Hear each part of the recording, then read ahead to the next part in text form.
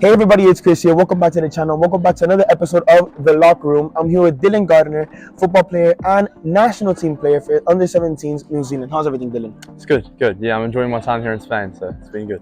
I'm glad I'm able to interview you because I think it's a very good inspiration, a very good journey, a very good story to show to all those players that are taking their first steps in Europe and also just want to know how to take these first few steps out of a professional club and to see a new environment out of their home country.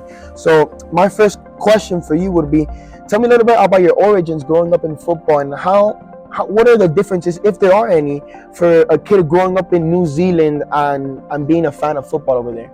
So growing up in New Zealand, it's a completely different time zone. So we're 12 hours in front of Spain. So it's a bit different. It's really difficult to watch the Premier League. You're watching it at 1 o'clock in the morning, and yeah, but it takes a lot of dedication. But I grew up in a small town of 30,000 people, so it was only one football club, and it's in the low division. So it's very, very difficult to make it unless you don't move. So I moved out of home at a young age, and yeah, just pursued my passion. Being from New Zealand, it's also part of the A-League with Australia. Can you tell me a little bit about the style of play in that area? And there's a lot of young talents that come from there, and being just one league, one division, the amount of players that come from there and the amount of fans that the sport brings over there. I remember seeing in the World Cup against Argentina, it was like 2, 3 in the morning over there, and yet it was full. And also when they beat Denmark, you could see at 3 in the morning fireworks going off in Sydney and everywhere. It's a very big sport over there, you can tell, and it has a huge following. And it being just one league, a lot of young talents come from there. So can you elaborate a little bit on how it's possible for two countries that only have one league yet produce so many young talents on the world stage?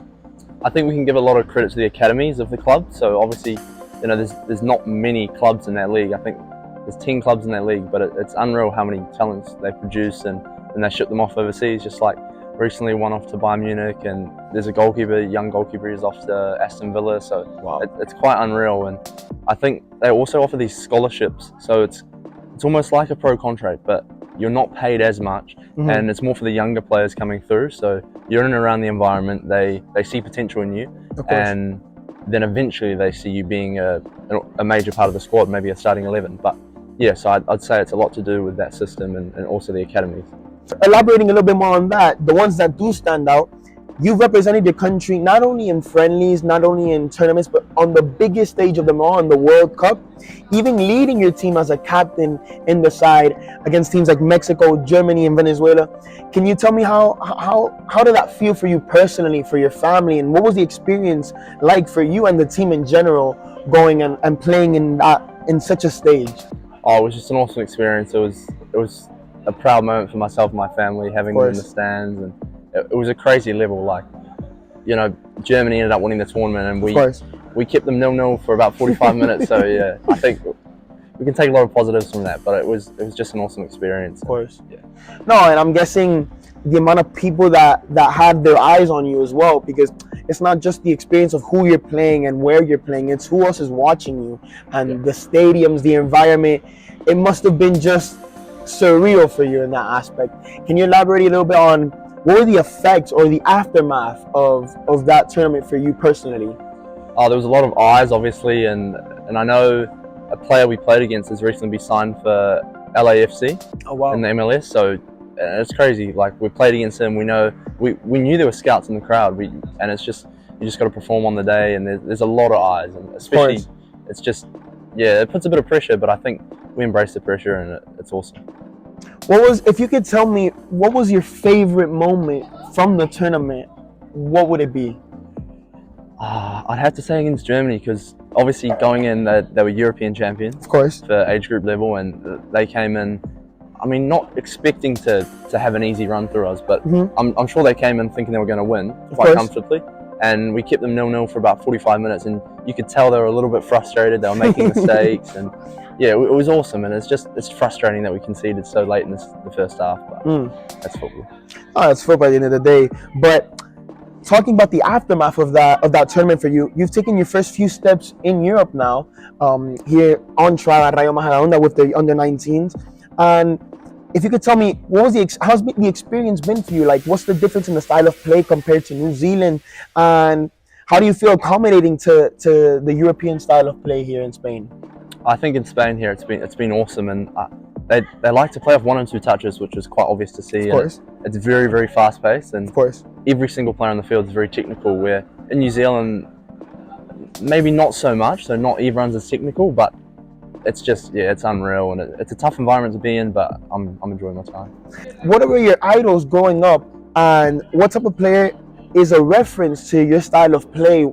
Let it be when you were growing up, or let it be right now, because they don't know, but you're a center back. So what would be that player in the modern day, or just in general, that you look up to and that you study as a reference for your style of play? As a reference, I'd say Virgil van Dijk. Obviously, he's just real composed on the ball, and his longer passing is just, it's awesome to watch, and it's real, yeah, it's admirable. Like, he's a great player, and I love to watch what he does and study just how calm and composed he is. But as an idol growing up, it was more Cristiano Ronaldo, which kind of doesn't make sense, but just his work ethic and his commitment to the game is just like, yeah, it's amazing. To finish off the interview, I would like to ask you personally, a question is, what's the biggest lesson that football has taught you?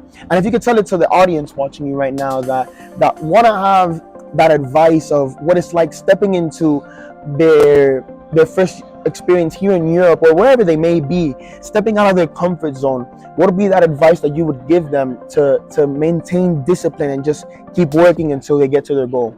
I think patience. So patience is just key, because I think your time will come. That's what I like to tell myself, and I think everything happens for a reason here. So maybe you might have a few setbacks, but it's not smooth sailing for everyone. You see professionals all the time, and they don't go into one academy and there you go, professional contract. It's often a few trials, and you just got to be patient and put your head down, work hard. And I think, you know, if you're doing the right things, things will happen. Well, you've heard it there yourself. That's an incredible message, especially to all those young athletes, because I feel like, well, me, myself included, we're so determined to get to those goals. And we see all these players that at 17, 18, they're playing in the first team, even in first division. And it does motivate one to just work harder, but it does get one sometimes impatient to want to get there faster. So to hear someone as young as you say, patience, my time will come, it's very refreshing. And I think it's actually something that will be very helpful for a lot of young players to see. So thank you, Dylan, for your time. Honestly, I appreciate it a lot. And watch out for what he's going to be doing, because he's a star in the making. So yeah, thank you so much, Dylan. See you soon.